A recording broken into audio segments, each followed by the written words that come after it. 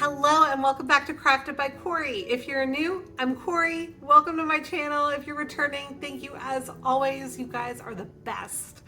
I have some brand new Valentine's DIYs today, so let's go ahead and get right on into the crafting. DIY number one. Okay, this is from the Dollar Tree. I've had it in my stash for a while, and then I've got a bunch of my Kirkland ribbons that I'm going to be using. So I'm going to go ahead and prep this by taking it apart. At first I was trying to save those little plastic rings holding the hearts together, but ultimately I got the first one off whole, but the second one it ended up breaking. I was not really sure why I was trying to salvage them in the first place, but I went ahead and took all of that tinsel, I'm going to call it, off. And then I was going around trying to cut off all the little nubbies on the heart. Realized that it was easier to just break them off with my fingers for the most part. There were a few that were a little thicker and harder and I needed the scissors for. But once I got those all cleaned up, I was ready to work with my ribbon. Now, I had done something, I think it was 2 years ago, with a heart form and ribbon, and I really loved the way that it turned out, and I figured I would try to apply that style to this project, but I couldn't remember quite how I had gone about doing it to get it started and to make sure that everything was lined up, and it took me a minute to get it figured out. And to be honest, the way that I did it on the first heart was not the most efficient, so I kind of learned as I went. So hopefully you'll have the benefit of learning from what I did, and it'll make it that much easier for you. But I had started out by adhering all of the strips that I knew I was going to need to the one edge of the heart form. That one at the bottom, I made the mistake of gluing it on both sides. I would not do that again if I were to do it this way again.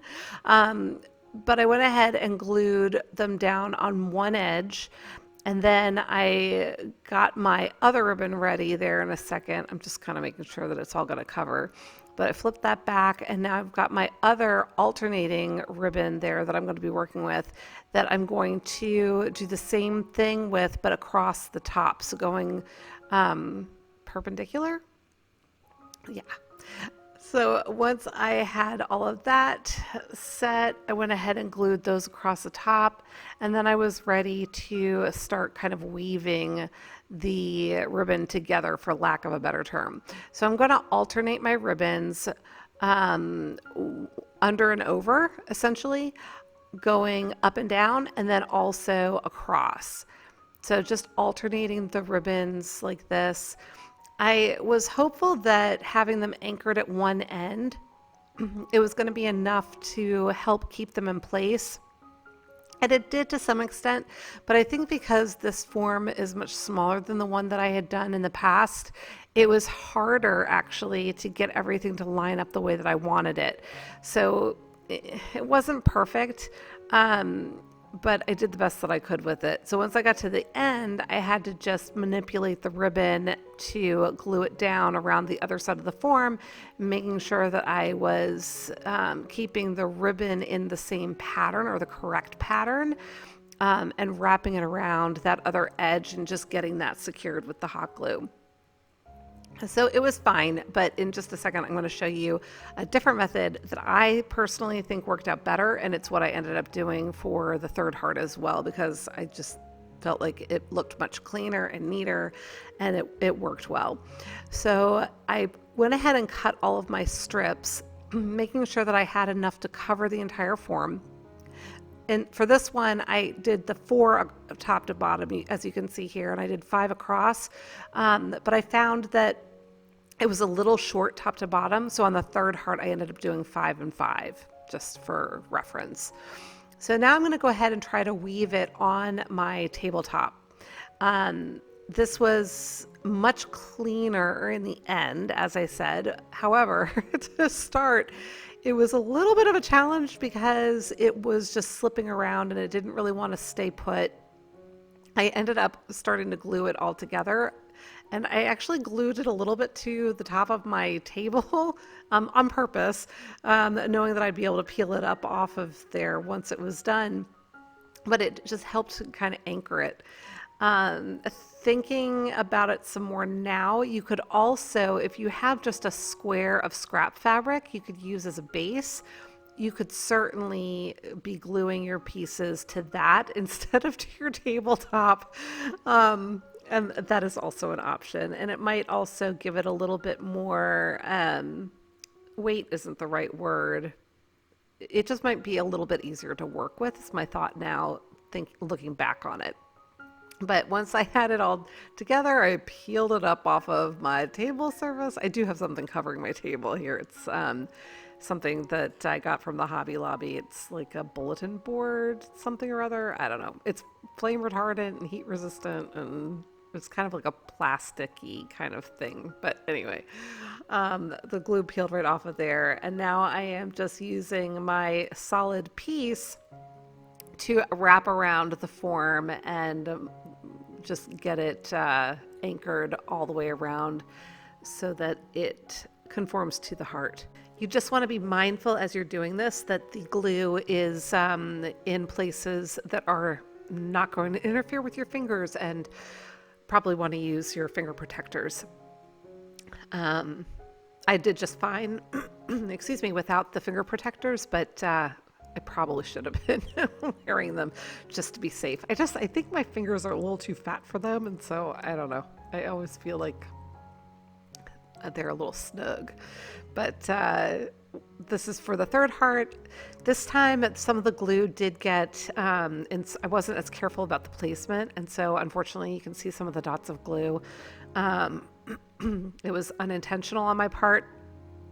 So something to just keep an eye on, making sure that you're applying your glue more to the edges of the ribbon, especially if you have something like this burlap that it goes through, or just use it very sparingly.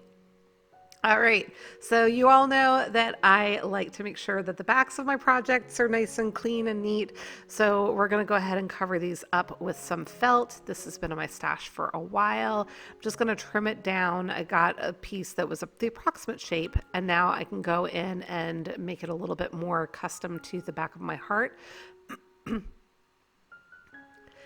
And I'm going to just trim off a little bit at a time because I can always take off more. I can't put it back on once I cut it. So that's why I'm doing the multiple iterations here. Now you certainly could try to just trace the heart shape. I knew I wanted it a little bit smaller than the actual hearts themselves, so I opted to do it this way. But if you find it easier to trace the hearts, even perhaps before you put the ribbons on them, maybe that would be a good idea as well. And then you've got a really good, accurate heart shape. But once I had one of them done, I just used that as a template for the other two. And then I set about gluing them down. I'm just adding the glue to the edge. You can either put it on the ribbon or you can put it on the felt heart itself. So you can see here, I did ultimately start just putting the glue on the felt, and that way I was certain it was going to be where it needed to be when I applied it to the back of the heart. So now I have this burlap ribbon that I'm going to use again to attach them together. I'm going to be applying a liberal amount of glue to the back of that first heart, setting that ribbon down in it, waiting for it to cool sufficiently to continue moving on. As you can see, that glue is coming right through that ribbon. So, you know, that ribbon is going to be in there solid. It's not going to be coming away. I did the same thing for that center heart. I glued it top and bottom. And then I will do the same thing with that third heart, gluing it top and bottom, and I'm going to extend that ribbon beyond the top of the heart because I'm going to also create a hanger for it with this ribbon, just letting it extend beyond the top. Here I'm just making sure that my hearts are spaced the same, helping my glue to cool by fanning it. And now I'm just identifying where I want that hanger, how long I want that hanger to be, and trimming that off accordingly. I'm going to go ahead and fasten that down with some hot glue as well. And then I wanted to create a little bit of a bow, so I did just a loop, and I've got another piece that I'm going to wrap around there and tie off to create my little simple bow. And I'm going to be attaching that to the hanger part just below the loop. So added a bunch of glue to that once I had it the way I wanted it. I'm going to apply it right there.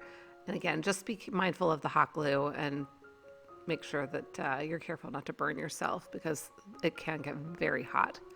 I'm going to go ahead and dovetail my ribbon tails here, my bow tails, and then this one is really going to be done. I think it's super cute, but let me know what you think of this one.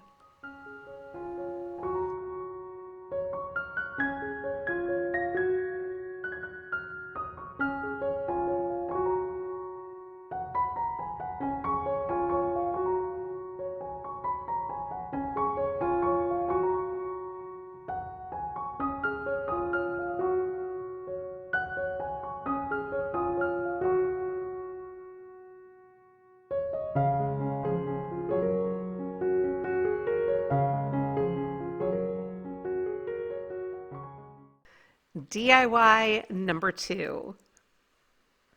Okay, this is a round from a pack of 6, I believe, that I'd gotten from the Hobby Lobby. It was like the Woodpile brand. And I am going to be painting just the middle portion. I guess it's maybe more than a third of it, but I'm painting that with my Adirondack white. And once it was dry, I'm going to tape it off so that I can paint the tops and bottoms a different color. Excuse me, I must be dealing with some allergies or something. I've turned off the microphone a couple of times to try and clear my throat, so I apologize. All right, so I did go over the tape with the white. Hopefully you saw that. That is to help alleviate any bleeding underneath the tape, because if it bleeds, and it did bleed a little bit, it's going to bleed the white onto the white and you won't see it. So now this is my elephant chalk paint that I'm going over that, and then I'll be able to peel that tape away and you'll see I've got a nice sharp line because any of my bleeds were bled in white. So going ahead and peeling that away, and then I will help it to dry again. So I'll just use my heat gun on that. And once it's dry, I'm going to be ready to do my writing in the middle. Now, if you have a vinyl cutter, you can certainly create, excuse me, a stencil for this. You can also use a stencil if you have one. I opted to do hand lettering for this. So you'll have to see what you think of the end result.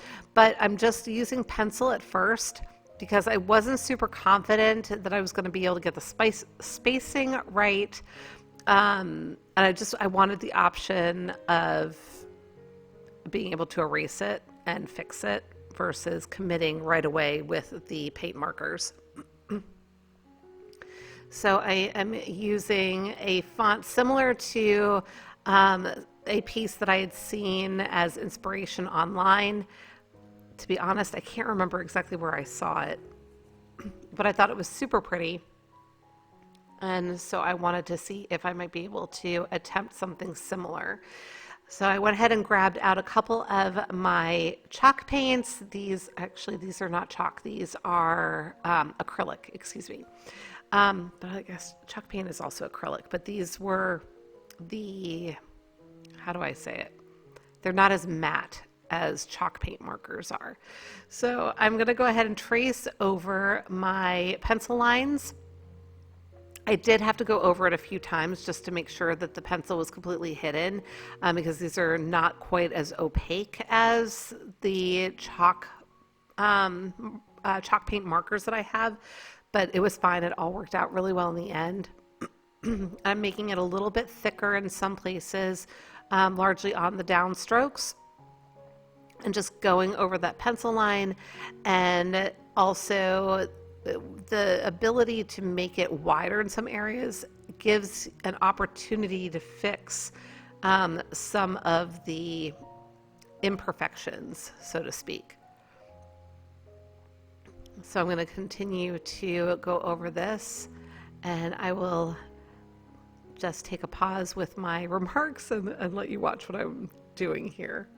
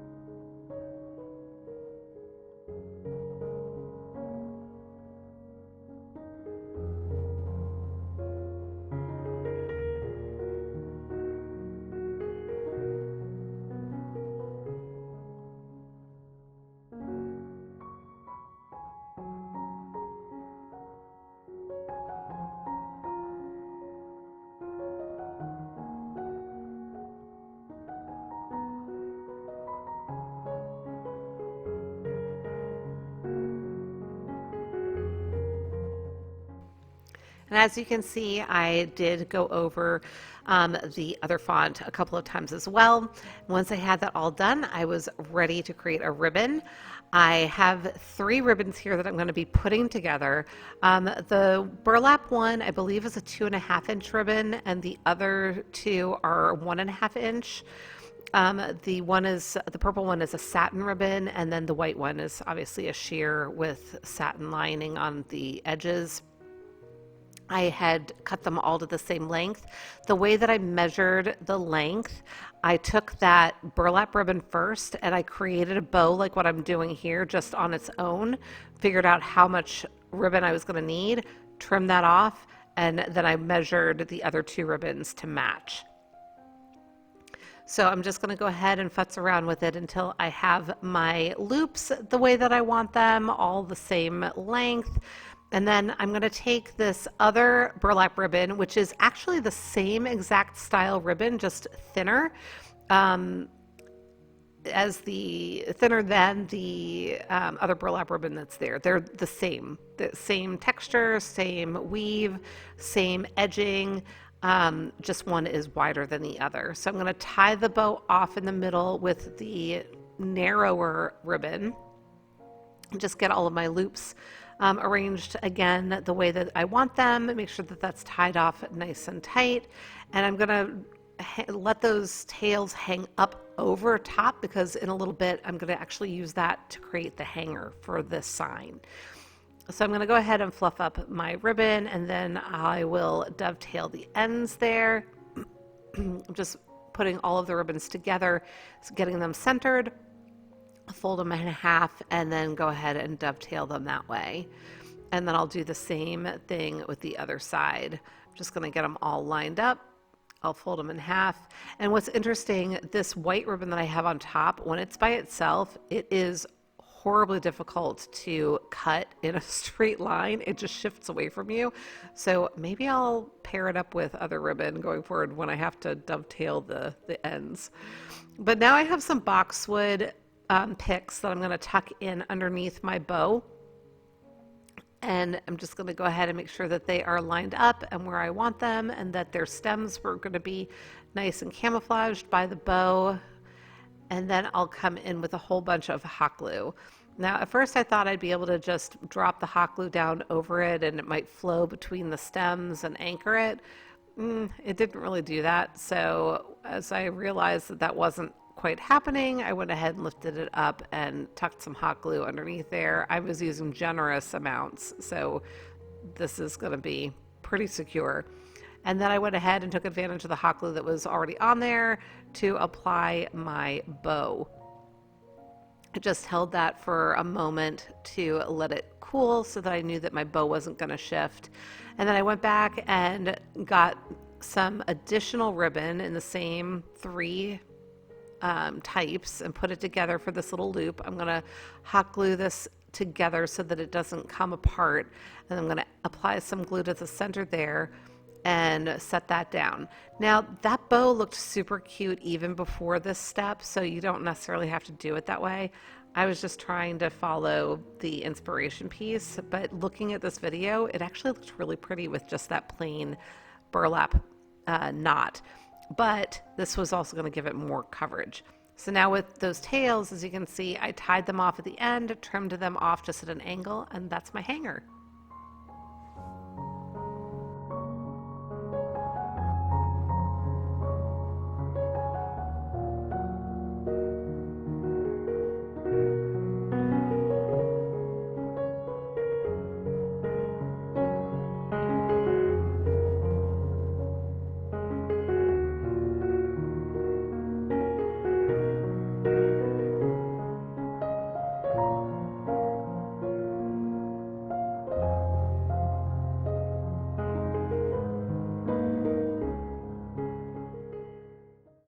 DIY number 3.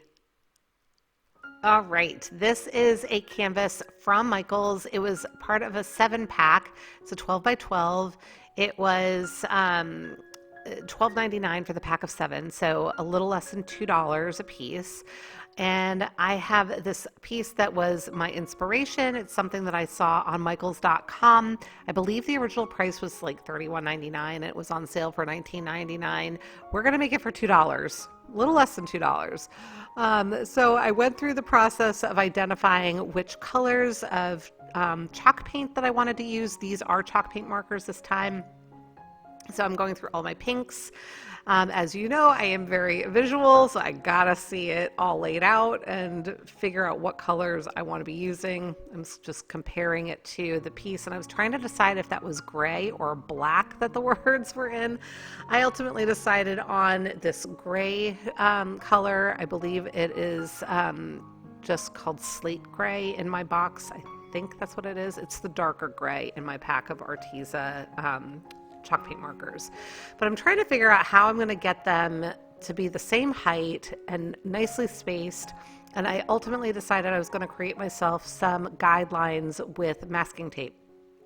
Now I went ahead and taped off the bottom, and then I used the tape to create the spacing as well. I found that 2 widths of the tape were exactly what I needed for my spacing to have the letters be the height that I was hoping for them to be based on the little sample that I had done. So you can see there, that's perfect. So I did go ahead and start using that masking tape as my spacer also between my first and second rows, or my bottom and middle rows. But I quickly realized that that was going to leave too much of a gap between my rows. So I went back into my stash and I grabbed out this crafting tape. I think that's what it's called. But it's super skinny. It's like 1/4 of an inch wide.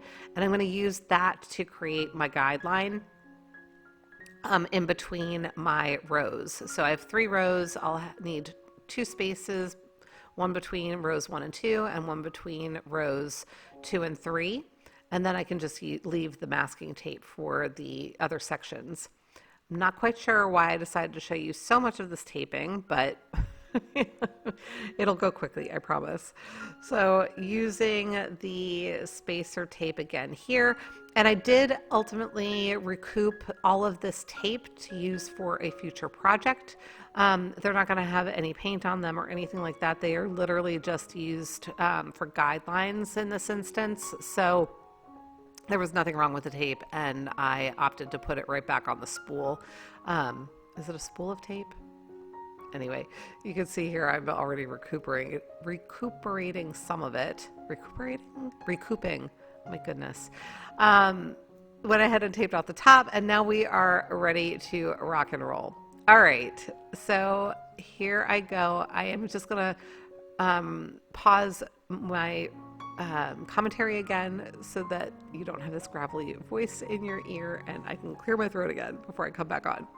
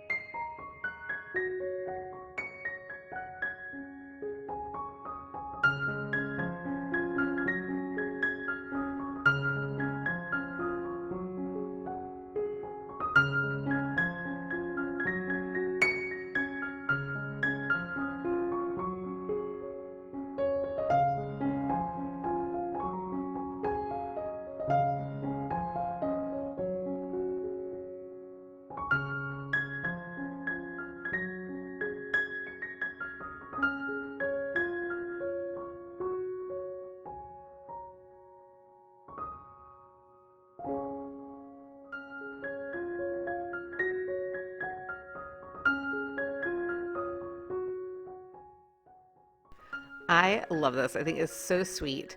But I did have a little spot where I had a little boo-boo with my paint marker there. And so I was trying to scrape it off a little bit, but I just went and grabbed my isopropyl alcohol. It's the 91% that I'm using. This is just the end of a paintbrush. I applied a little bit of the alcohol, and now I'm using a paper towel to try to wipe it away. It was working, but I decided it was going to work a little bit better if I wrapped the paper towel around that paintbrush handle, dip that in the alcohol, and then use that again to just kind of wipe away that excess paint. And it worked like a charm. So again, it was just my 91% isopropyl alcohol. You can get it in any drugstore, Walmart, wherever. But that does clean up acrylic paint. Let me know what you think.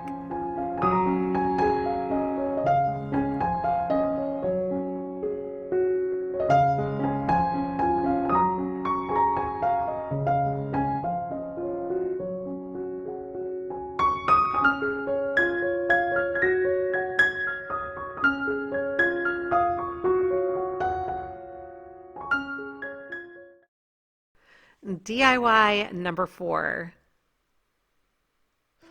Okay, another inspiration picture. This one was also on Michael's website. I believe it was something like $52, something around there. But this is a piece of MDF. It was a scrap that I had in the garage that Rich had cut down for me into a bunch of different shapes and sizes. And I'm going to give it a coat of a white Adirondack chalk paint. Now, this project, I am going to be using watercolors. But I didn't want to use watercolor paper this time. I wanted to try something different. I wanted to see how it might work on the chalk paint. So I also wanted some texture to this though. I didn't want it to be super smooth. So once I had this first coat of chalk paint down, I went ahead and waited for it to dry. It might have had a little help from my heat gun. And then I used this brush that is normally used for stencils, and I'm just stippling on a pretty good layer of the chalk paint. I don't know if you can really see it here. You'll be able to see the texture much better a little bit later when I show you the end product. But just stippling it on and creating a texture to this background. So I have my Dollar Tree watercolors out, and I am adding a little bit of water to the yellow, the red, the green, and the blue. And now I'm just going to smoosh it around a little bit to get that paint ready to use, just kind of mixing the paint with the water so that it is nice and saturated. And now I have my Dollar Tree water brush. So this little, the handle of this is filled with water and it just comes down through the brush. I'll tell you what, guys, it was really hard for me to see the water on the chalk paint. I don't know if it's because of the matte finish or the fact that it didn't change color at all with the water on it the way that paper might, but I ended up just squeezing it. You could probably see I was squeezing it out of the brush and just making sure that I had ample amounts of water and doing my best to create a heart shape. I think I ultimately did a good job with it, but it was not an easy thing to see for sure. But now I'm just going to go ahead and apply my watercolors. I did go back and, as you saw there, and apply some water here and there where I felt like I needed more of it. It definitely wasn't bleeding the way that it would on paper. I don't know if it's because I didn't have enough water down. I felt like I had a lot of water on the surface, but it definitely behaved differently on the chalk paint than you would expect for it to behave on paper. Now I wanted to start blending this here. I was realizing I needed to be careful not to muddy up the paint colors. Red plus green equals brown, mud. The green and blue is pretty when mixed together. The yellow and the red is pretty when mixed together. And as I edited this video, I was realizing I should have added some more yellow to the center of the heart between the red and the green. That would have just helped me out a little bit.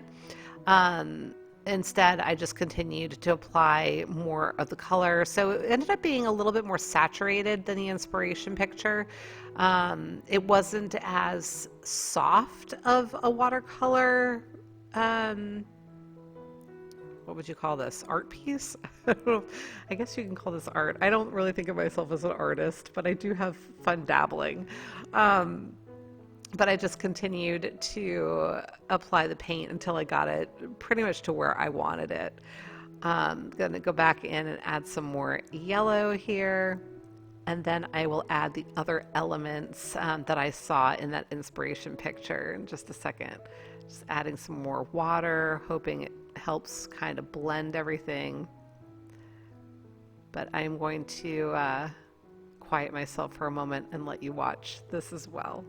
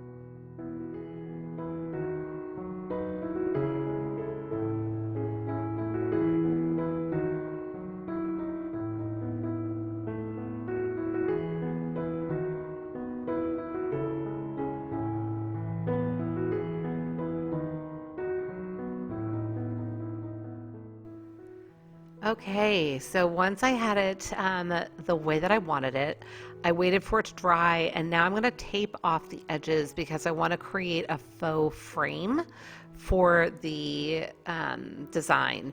So I've got my oatmeal chalk paint. I believe this is Home Decor. And just going to go ahead and I'm brushing it away from the edge of the tape to avoid having any bleeding. So here I'm also making sure that I get the edges. I just went around and did one side at a time. And once I had that last side done, we were good to go. I think this is pretty. I'm going to flip it right side up for you in just a second so you can see it.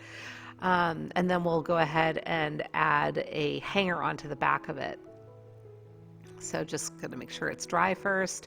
This is a little picture hanger that I had in my stash. I usually like to kind of work the tip of the screwdriver into the wood a little bit to create a divot for the screw to fit into. It just makes it easier for it to catch. But let me know what you think.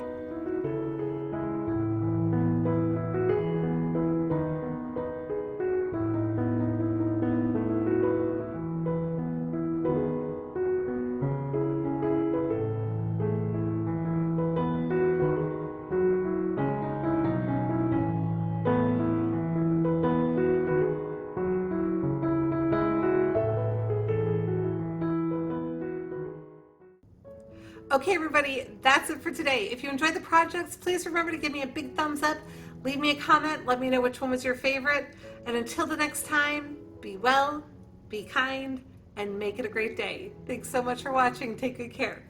Bye.